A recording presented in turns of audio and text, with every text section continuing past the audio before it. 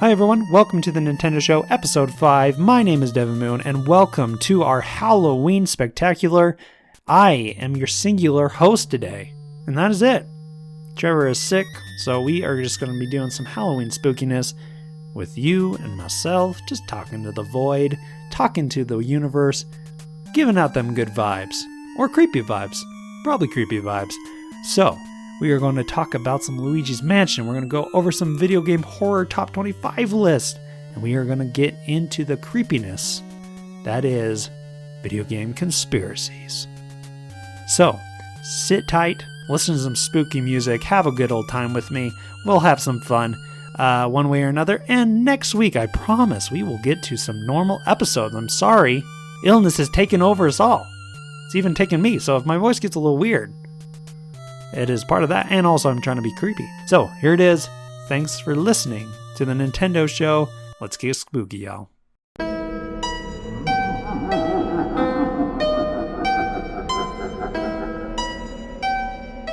And now, Video Game Conspiracies by List First. Kill Switch is a game that was supposedly created by Soviet gaming company Kaviana Corporation in 1989. Only limited copies of the game were produced, between 5,000 to 10,000 copies, and it was very popular among Soviet gamers.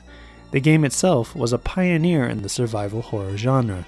You had to choose between two characters, a girl or an invisible demon. The goal of the game was to navigate through an abandoned coal mine while battling demons and coal monsters. As it was hard to navigate the game with an invisible character, people chose to complete the game with a girl character. Unfortunately, no one ever completed the game with the demon, because upon beating the game, all traces of it would be erased from the hard drive. In 2005, an unopened copy of the self-deleted game surfaced on eBay, where it was promptly bought for $733,000 by a man from Japan named Yamamoto Ryushi. Ryushi had planned to document his play through the game on YouTube. The only video Ryuichi posted was him staring at his computer screen and crying. Squall is dead. Final Fantasy 7 and 8 are two primary reasons 20-somethings will never be able to play Final Fantasy game without being disappointed, because nothing can compare to them. Those two games were ahead of their time and featured a handful of memorable characters. Squall is one of those memorable characters. He is the main character in Final Fantasy VIII, and much like Paul is dead, there are many who believe that Squall is dead as well. At the end of the Disc 1, Squall is impaled by an ice shard while fighting one of the game's main bosses, Eda. Squall awakens at the beginning of the Disc 2 with no wounds at all from the battle, and no one ever brings up that Squall was killed. It is also at this point when the game goes from being a fairly realistic fantasy game to being an over-the-top fantasy, where all realism goes out the window. It is believed that Squall actually dies from the wounds that he suffered during the fight with Eda and the end of Disc 1. The rest of the game is simply a dream Squall is having and is passing away. This would explain why the game has such surrealist tone after Disc 1. It would also explain the collage of images we see at the end of the game as Squall's life flashes before his eyes. Among those images is a shot of Squall without a face. Lavender Town Syndrome. Back in 1996, the Pokemon Red and Green video game delighted Game Boy owners around the world. Well, except for Japan, that is. The game was first released in Japan and is supposedly correlated with a huge spike in suicides and illnesses in children ranging from the ages 7 to 12. The children did not fall ill to commit suicide until reaching Lavender Town in the popular game. The game's score was said to be the source of the sinister elements in children. The piercing tones of the music caused headaches, nausea, and eventually suicidal tendencies in young children. The music in the level was changed before the game was shipped overseas. Fallout 3 predicts the future. Fallout 3 is a vast open-world role-playing game. Therefore, it would not be surprising to find that there are things within the game that many people have yet to discover. However, it is claimed by some that they have found something in the game that may predict the future. The story goes that the post-apocalyptic game predicts the future in a real world, using Morse code and hidden messages within the game radio station. There are stations that broadcast Morse code in the game. However, some claim that you can hear a DJ on the station rambling off such cryptic phrases as, "The Queen has died today," and "I can't believe Britney's actually won the Oscar." These phrases are followed by a series of numbers in Morse code that can be interpreted as dates. Bethesda, the company that designated the game, denies that the cryptic radio station exists. Herobrine. Minecraft is a game that is brilliant in its simplicity. You mine for different materials in a large open world, and use said materials to build structures and monuments or whatever your creative mind can conceive.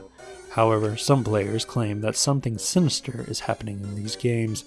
Some players claim to have found mysterious structures appearing in the maps. Others even claim to have seen the source of the structures, a mysterious wide-eyed version of the game's protagonist. Theories regarding the existence of Herobrine range from the logical, to him being a glitch, to the extraordinary, that Herobrine is the ghostly manifestation of the game's creator's deceased brother.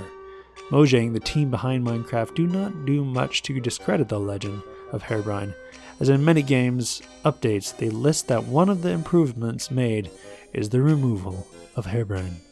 A Haunted Majora's Mask. The legend of the Haunted Majora's Mask game was born on the popular web community 4chan. A user posted a story about how he obtained a blank N64 cartridge with Majora's Mask written across it in black magic marker. He posted the photo and videos along with the story that showed us a twisted and sinister version of one of the most beloved games of all time. Upon staring at the game, the user noticed that there was already game save on the cartridge simply titled Ben.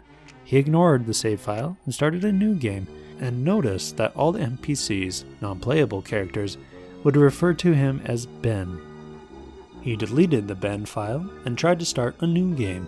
The game became more erratic. The music would play backwards, and the character began to be followed by a statue of the game's main character with a creepy smile on its face. Eventually, the Ben file returned to the game, along with his other news file simply titled Drowned. Every time he played after the two files appeared, his character would simply die and a creepy message would sprawl across the screen. You've met a terrible fate, haven't you? Berserk. Berserk is considered to be one of the greatest games of the arcade era. In the game, you battle an onslaught of robots. It also has one of the gaming's most iconic boss battles, an evil Otto, which was a simple smiley face, and Berserk also holds a macabre honor of being the first video game linked to the death of a person. The game would then go on to kill again a year later. Jeff Daly was the first person to die after playing Berserk in 1981. Then again in 1982, a healthy 18-year-old named Peter Borowski was playing Berserk. After 15 minutes, he was placing his initials into the game for getting a high score. Borowski took a few steps away from the game and then collapsed dead. The cause of the death in both cases was ruled as a heart attack. Polybius. The legend of Polybius is likely the oldest gaming myth and had the honor of the guest starring in an episode of The Simpsons.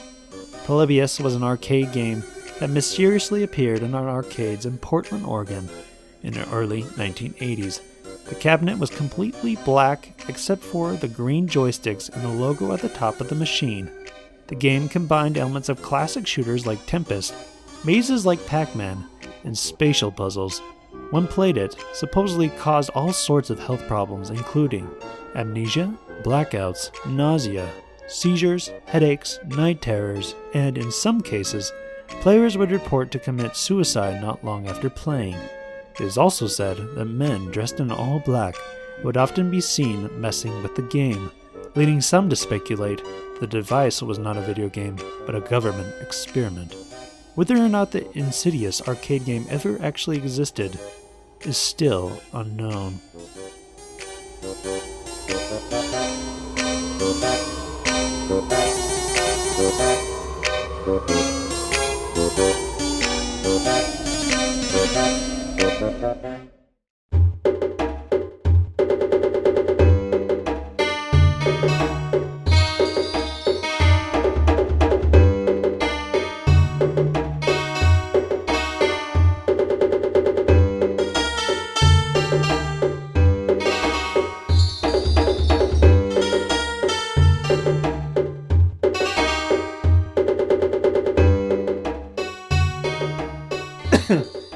Oh my gosh, that's it. My low reading voice. I hope that was spooky enough for you. Got a little bit of conspiracy action. Let's get into less spooky stuff. Let's go into Luigi Mansion 3 review roundup. Guys, Luigi's Mansion's looking real good, real hot at a Metascore critic of 86. So, Switch player gives it the highest score at 100% on Metacritic. You might not be going to Luigi's Mansion 3 for Halloween frights, but with so many inspired set pieces, mechanics, and secrets, this is the ghost-guzzling adventure and its charming best, but this time Luigi deserves to share his limelight with the green, gooey doppelganger. So 100%, that's pretty good. 92 is next on the hobby consolas. Luigi Mansion 3 is without a doubt the best entry in the series, as simply as that. Levels are much more varied and visual astounding. Screen Rant gives it a 90. Luigi's Mansion 3 has better bosses and puzzles than its predecessors, and there is never a dull moment to be had when exploring the Last Resort Hotel. God is Geek gives it an 85. Fun for everyone, Luigi's Mansion 3 delights with its theme, bosses, and exploration. It's a slow burn though, and not everyone appreciates the pacing. Luigi's Mansion 3 from Washington Post gives it a 70. Luigi's Mansion 3 is my kind of haunted house, a place that is more funny than scary. For anyone who likes Nintendo games of the Mushroom Kingdom variety, there are many reasons to book a stay. So, sitting at an 86, that's pretty high right now. And this game comes out today, so go check it out. Luigi's Mansion 3, it is looking really hot. I have been excited to play it. I've never played a Luigi's Mansion game, so this will be my first. But I am excited to give it a go. I love me a good spooky game. This one is a little more Ghostbustery, a little more fun, and from what I could see from the reviews, graphically looks very impressive. Like a visually outstanding, one of the best lighting systems, stuff like that. Also, that the variety is really good, and the boss battles are apparently amazing. I've heard some mixed on the gameplay, saying it's a little simple, some saying that they really enjoy it. I've heard the music is not a standout, sadly, but the animations, as far as the creativity, that it takes it above and beyond, and from what I hear, it is probably the best of all the Luigi's Mansion games, so I'm excited to give it a go. I hope you all can play it with me, and that we can enjoy it together. If you want to leave a review, tell me what you thought about it. The more I play, once I get my hands on it, I'll let you know what we thought about it, me and Trev. If he actually gives it a go, I'm not sure if he's a Luigi's Mansion guy. I guess we'll check it out. We'll talk about it next week.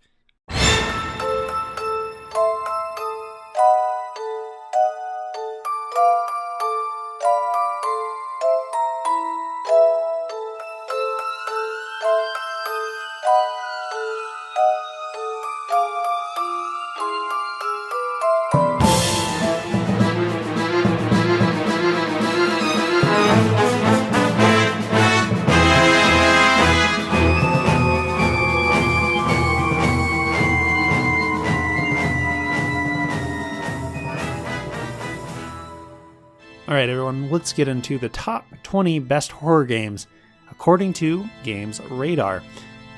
We will see if we agree with them. Number 20, Lone Survivor, an indie game.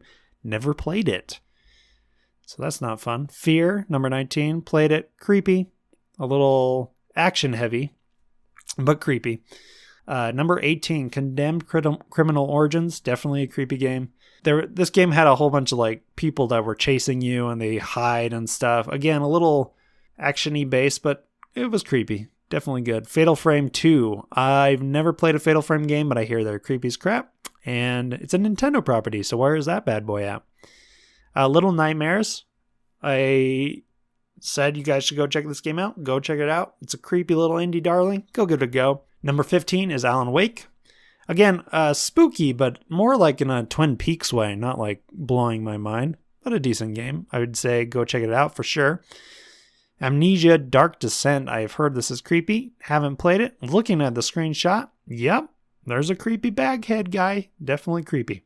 Number 13, Until Dawn, a PlayStation 4 exclusive. Yes, really good. Creepy, but also kind of like more like watching a movie. But a good game. Bloodborne. No.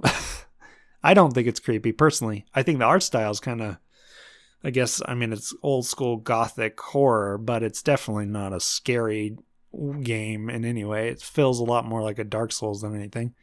Resident Evil 4, not a scary game. Out of all the Resident Evils, definitely not the scariest game. Trev played this game. Other people have played this game. Trevor's not into horror games. Still played it. Definitely not a scary Resident Evil game. I think people put it high on the list because, well, it's Resident Evil 4, one of the greatest games of all time. I guess that's why. Dead Space, number 10. Definitely better than Resident Evil 4. Spooky game. If you never played Dead Space, what are you doing with yourself? Go get that thing. Also should be coming to the Switch. Come on. But yes, creepy game. The second one's also very good. But the first one is better. You're just alone on a ship. And you're just doing that Resident Evil thing. Very, very much like Resident Evil 4. I know that way, but I would say a lot more spookier. 9 is Soma. I think that's also takes maybe out in space. Never really played it. So I have nothing to say. Until Dawn, Rush of Blood, number 8. That's a VR game, which is like on a roller coaster ride. So I don't know why that is spooky, but apparently it's spooky. Sure. 7, Outlast. Yes. Yeah. It's basically like Condemned, but even more insane. So there's that. Silent Hill 2, a classic. Yep. You got Pyramid Head, all the classic characters. Freaky Deaky Dutch. Resident Evil 2 coming in, a new one. Yep, definitely. This is probably one of the scariest Resident Evil games. Well, no. I think there's a scarier one, and maybe it's on this list. We'll see. We'll see if they do what I think they should do, which is, I think 7 is scary, or 7. Yeah, 7 is scarier than 2. But Resident Evil 2 is definitely more scary than 4 and is great. Another one, number 4, is PT. Never got to play this. Everyone loves this demo. Silent Hill-esque first-person game. You can't really get it anywhere, so that's kind of fun, I guess. But yeah, Hideo Kojima, his game, basically, you know, the man's got some vision. Anyways, Alien Isolation. Also here, this is creepy. I think this game is coming out on the Switch soon. If you're into the Alien games, yep. And I think the alien just chases after you. So if you love being chased, that will creep you out to death. Layers of Fear. This just came out to the Switch. I never played it. And it does look spooky. And I've heard it's really creepy. So number 2, definitely high on the list. And there it is, Resident Evil 7, number 1. I agree. That is the scariest Resident Evil game I have played. And it also, I would say, is probably one of the scariest games I've ever played in general. It has the same creepiness factor as Condemned and all those other games. That first-person perspective, all that kind of is creepier to me when you're in a first-person perspective. And also in this game, it's about hiding from this guy and this family in a small house, which is really creepy as well. So, Resident Evil 7 on the number 1 on this list. All these games are good, creepy, freaky, good old times. If you don't like scary things, do not do any of these games. Maybe Resident Evil 4 and Alan Wake, yeah. But the rest don't even touch them because it's not for the faint of heart. These aren't little buddy games. So that is it. That's the end of the show. We've done it. Thanks everybody for hanging out with me today. Talking into that void by myself has been great. It's cathartic to just talk to yourself, apparently. If you do want to leave us any comments or questions, like we usually answer a lot of questions in our shows, please do so at podcast@nintendoshow.com. If you liked what you heard, that's awesome. You can like and comment and subscribe and rate and all that stuff on Spotify, on iTunes. Usually the show is a lot more entertaining when we have 2 people. So Trev will be back next week. Things will be back into normal. We will have your news, that you have weekly news. We have topics and all kinds of things and questions. All that stuff will return. I hope you guys have an awesome Halloween. Go out there, trick or treat, go to haunted houses, get all spooky, cuddle up by a fire, or don't get spooky and just watch some cute little fall specials. Whatever you want to do it. Enjoy this season. It's great. It's going to get real cold and wintry soon, and we're all going to be having turkey and all that stuff. So enjoy the fall while it lasts. It's amazing. I love it. That is it. That is all. Thank you for listening to The Nintendo Show. Bye.